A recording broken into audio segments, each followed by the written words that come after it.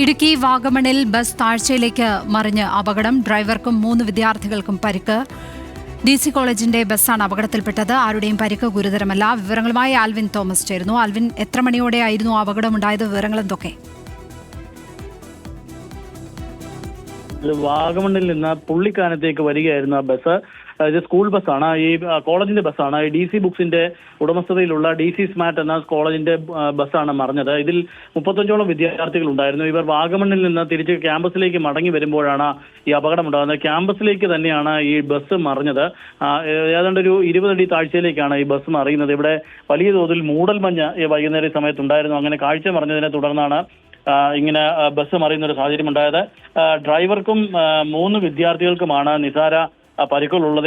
ഇവരെ മൂലമറ്റത്തെ ആശുപത്രിയിലേക്ക് മാറ്റിയിട്ടുണ്ട് എന്നുള്ളതാണ് നമുക്കറിയാൻ കഴിയുന്നത്. ഏതായാലും വലിയ ഗുരുതരമായ മറ്റ് പ്രശ്നങ്ങളോ പരിക്കുകളോ ആർക്കും ഇല്ല.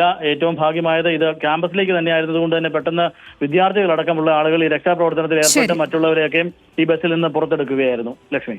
ആൽവിൻ തോമസ്, ഇടുക്കിയിൽ നിന്ന്.